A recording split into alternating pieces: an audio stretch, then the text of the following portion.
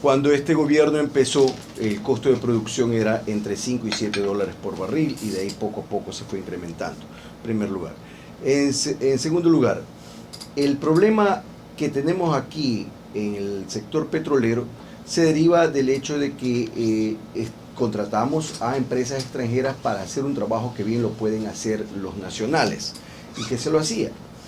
El tema de mayor riesgo en petróleo es el de exploración, porque allí tienen que perforar unos 20 pozos para encontrar uno que sea productivo y tal vez de chequearse que ese productivo, con ese productivo se puede formar un campo que sea comercial. Es decir, el riesgo está allí, pero resulta que nuestros técnicos ecuatorianos han hecho ese trabajo con dinero de los ecuatorianos, con capital de riesgo, y una vez que encuentran los campos petroleros, se lo dan a las compañías extranjeras a que produzcan, cuando nosotros podemos si hemos hecho lo difícil, podemos hacerlo más fácil que simplemente extraerlo. Pero obviamente se lo dan a las compañías extranjeras porque allí está pues lo que el negociado, pues, ¿no? De lo contrario, si es que lo hubiésemos hecho con nuestros propios técnicos, que pueden hacerlo y que definitivamente trabajan en las compañías extranjeras, levantando el costo de producción, entonces no tendríamos el problema que tú mencionabas, Gino, que cuando estábamos bien, entonces querían compartir más de esa ganancia, y ahora que estamos en tiempo de vacas flacas, entonces quieren cambiar el sistema de contratación petrolera. Cuando se lo cambió con este gobierno, algunas empresas extranjeras se fueron, no quisieron hacerlo. Igualmente pueden hacerlo ahora. Si es que no les gusta, se pueden ir todas inclusive, y esa opción existe, de que ellos se puedan ir y que se lo tomen. Demanda de nuevo, pues, no, porque la cuestión aquí no es hacerlo como lo ha hecho este gobierno, que por ejemplo mandó sacando a patadas a la Oxy. No, las cuestiones aquí se las hacen dentro de la vía legal, por supuesto que sí. Así, de esa manera es como hace la gente que no tiene un falso patriotismo en su corazón, como estos falsos socialistas, son falsos patriotas. El mismo presidente de la República y el ministro de Economía, Patiño, desde el principio, invocando a la soberanía, invocando al patriotismo, lo que hicieron es manipular los bonos global, y desde ese momento que ellos cometieron eso, pero es obvio para mí que lo hicieron para que el precio del petróleo, de los bonos baje. Es decir, de lo que yo puedo ver, de lo que yo conozco del tema bursátil, ellos lo hicieron a propósito, porque me imagino que ellos vendieron esos bonos, ellos y sus compinches vendieron esos bonos cuando estaban altos, y después empezaron a manipular diariamente para que el precio de los bonos baje, y una vez que hayan bajado, recomprarlos y ganar cientos de millones de dólares en ese tipo de transacción, que luego fue descubierto con los pativideos. Ese fue el inicio de la debacle económica del país, porque desde entonces se cerraron nuestro acceso a crédito barato con los organismos multilaterales, para ir a China a endeudarse al nivel de 7.5%, y hoy ni siquiera eso, porque si queremos emitir bonos globalmente, debido al alto costo del dinero, debido al riesgo país, que nos podría poner a un nivel de 20% para los bonos, claro, que es la emisión de deuda. ¿Usted considera de que el Ecuador no estuviera en la situación de grave crisis que estamos si no hubiese tanta corrupción? Bueno, yo creo que la corrupción es un tema preocupante, pero a mí me preocupa mucho más es el costo de producción. Yo creo que el tema de fondo del país es que somos un país costoso. Y este tipo de reglas, y por eso no coincido aquí con Carlos, de decir que lo hagan los ecuatorianos. Yo no creo que esas reglas nos sirven. Que los hagan el más eficiente. Si es ecuatoriano, bienvenido sea, y qué alegría que sea ecuatoriano. Pero si no es el más eficiente, que lo haga el que sea más eficiente, porque en este país en todos estos años lo que se ha generado es una ineficiencia acumulada en todos los sectores. Entonces, si comparamos cualquier producto, y no hay que echarle la culpa al dólar, ojo, a eso hay que estar muy claros, no tiene nada que ver con el dólar es algo coyuntural. El tema de fondo es que hemos encarecido a la producción local con muchos mecanismos. La sustitución de importaciones, mejor mecanismo para encarecer la producción nacional. Se restringen los mercados, se reduce la competencia, hay menos oferta, entonces cuando hay menos oferta, por la ley de la oferta y la demanda, sube el precio.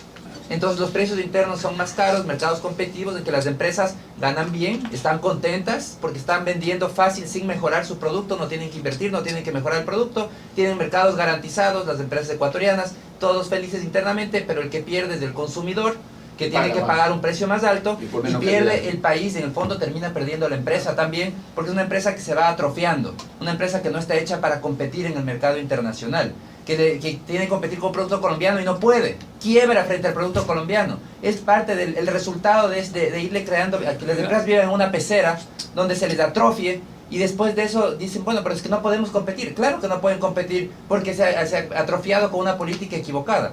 Entonces necesitamos trabajar en el tema de fondo, que es reducir los costos de producción, y eso se logra abriendo mercados, levantando salvaguardias. ¿Cómo es posible que bienes de capital e insumos paguen salvaguardias? Todavía paguen aranceles. Es decir, estamos encareciendo a la producción nacional. Que encarezcamos la producción, como lo ha hecho este gobierno, incrementando el costo de la energía eléctrica para la industria. Ojo que eso tampoco no era un subsidio, no estaba subsidiado. Y lo que hicieron es incrementarle el precio aún más. Un precio que no era subsidiado, a pesar de que comúnmente se dice que se eliminó el subsidio. Es mentira, no estaba subsidiado. Eso de ahí simplemente tenía un precio real, y lo que hicieron es subir el precio. Subir el precio de los combustibles para la industria. Ahora todos los paquetes de impuestos que cargan con más impuestos a la producción. Todo eso, todos esos costos finalmente los paga alguien, y ese se llama el consumidor. El consumidor paga todos los impuestos. Cuando dicen es que la telefonía, que ahora paga un 15%, dice es para las empresas. ¿Y quién cree que paga eso de ahí? El consumidor, nosotros somos los que pagamos, porque todo eso va en el precio. La empresa no asume nada, todo lo transfiere vía precio. Y si es que no lo puede transferir vía precio, cierra porque quiebra, porque si no puede cubrir sus costos con sus precios, el negocio no es viable y cierra. Así de fácil. Y entonces hay que estar claros cómo funcionan las cosas en economía y no pensar que esto de aquí lo cargo a la empresa y el usuario no está perjudicado. Entonces vemos que hay un problema de fondo. Somos caros, tenemos que reducir el costo de producción y somos poco competitivos. Y ahí entra también el tema de los acuerdos comerciales. Para entrar a los principales mercados, Colombia y Perú, que tienen una producción muy similar a la ecuatoriana, especialmente Colombia, entra con menores aranceles, por ejemplo, a Estados Unidos.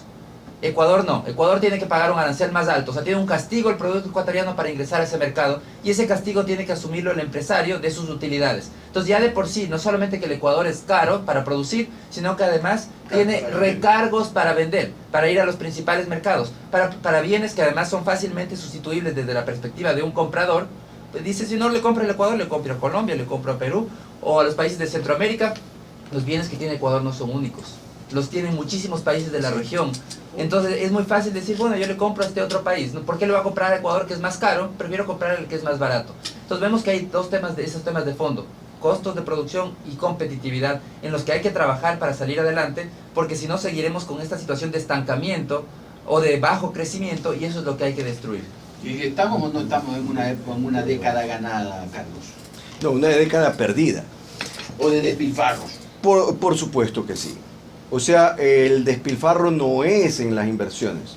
O sea, hay que tener en cuenta esto, que gasto no es lo mismo que inversión. El problema aquí con el presidente es que él trata de confundir a los ciudadanos, y cuando nosotros hablamos de despilfarro no estamos hablando de inversión. El presidente dice que toda inversión es ahorro. Esto es totalmente falso, especialmente en Ecuador, porque la inversión en Ecuador es con deuda. Así que cuando la inversión es con deuda, evidentemente que no hay ni siquiera ese ahorro. Esa inversión sí está bien. Sí, a ver, en primer lugar, cuando hablamos nosotros del ahorro, en tu casa tú no vas a decir que a tu mamá, a tu señora, que estás ahorrando cuando te compras un carro nuevo. Dice, pero es que es una inversión, un carro, es un ahorro. No, señor. No te va a aceptar eso. El ahorro significa que si es que tu hijo se enferma gravemente y necesita dinero para pagar el hospital, la clínica, tú tienes esa plata para pagar las cuentas. Ese es el ahorro. Así que no venga el presidente de la República aquí con cuentos. El gasto no te da a ti ningún retorno. Es la inversión la que te da el retorno y es lo que estás tratando de decir, Gino, porque te va a dar algún flujo. Ahora, el despilfarro es lo que nosotros hemos combatido siempre. Yo en el año ya 2013 escribí Solo Austeridad, una carta que no le gustó al presidente de la República porque decía que él tenía que ser austero en sus gastos, que hasta ahora no es austero. Hasta ahora dice que es superfluo pedirle que venda los aviones, que suspenda las sabatinas, por ejemplo. Entonces es el gasto inútil, aquel que no da ningún retorno, en lo que hemos combatido y que el presidente no ha querido hacer caso. Ahora, obviamente, si vas a hacer inversiones, son inversiones que sean necesarias, no inversión por invertir. Es decir, por ejemplo, las hidroeléctricas. haberse hecho es que no todas se puede decir que sean superfluas. Pero, por ejemplo, haber construido ese edificio en Montecristi para la Asamblea Constituyente, son 300 millones de dólares que se desperdiciaron. No, pues no, el edificio con todo el proceso para nomás de tener una constitución que es pisoteada por el presidente de la República. Entonces, este tipo de gastos ahora vemos que nosotros los necesitamos. Hay gente que quiere una nueva constituyente, pero ¿de dónde se va a sacar la plata? O sea, hay que ser claros. Nosotros ya no estamos para despilfarrar un solo centavo. Ahora, con lo que decía Alberto, sobre hay que contratar a quien sea más eficiente. Aquí lo que tiene que ser eficiente es la política pública, es del Estado donde tiene que salir la política eficiente. Pero si tenemos un Estado eficiente, es obvio que vamos a tener instituciones ineficientes. Aquello de haber contratado a compañías extranjeras nos ha subido a $39.40 lo que llama el presidente punto de equilibrio, que son los costos de producción. Ahora, de 5 a 7 dólares por barril que teníamos al inicio de este gobierno. Entonces, ¿es el gobierno eficiente? Obviamente que no lo es. Entonces van a decir hay que contratar a las empresas extranjeras, pero estamos viendo que con las empresas extranjeras no está funcionando porque estamos perdiendo y el gobierno no hace lo eficiente que es disminuir sus costos de producción. ¿Y cómo vas a disminuir los costos de producción si no es cambiando la contratación petrolera? Ahora, el asunto aquí que yo trataba de indicar es que la política pública, no solamente de este gobierno, sino de los gobiernos pasados, han sido hechas de tal manera que se favorece a las compañías petroleras productoras de petróleo, cuando yo lo que indico es que se invite a invertir dinero, capital de riesgo en exploración. Entonces, claro, vengan las compañías petroleras extranjeras, están bienvenidas. Es decir, quiero clarificar aquí, no es que yo esté en contra de las compañías petroleras, pero yo estoy en contra, eso sí, del despilfarro y que no se aprecie lo que se puede hacer aquí en el país, que es la producción petrolera, que es la que tiene menos riesgo, que no es igual que la exploración petrolera, a la que yo sí invitaría a que vengan las compañías a invertir en el país. Vamos.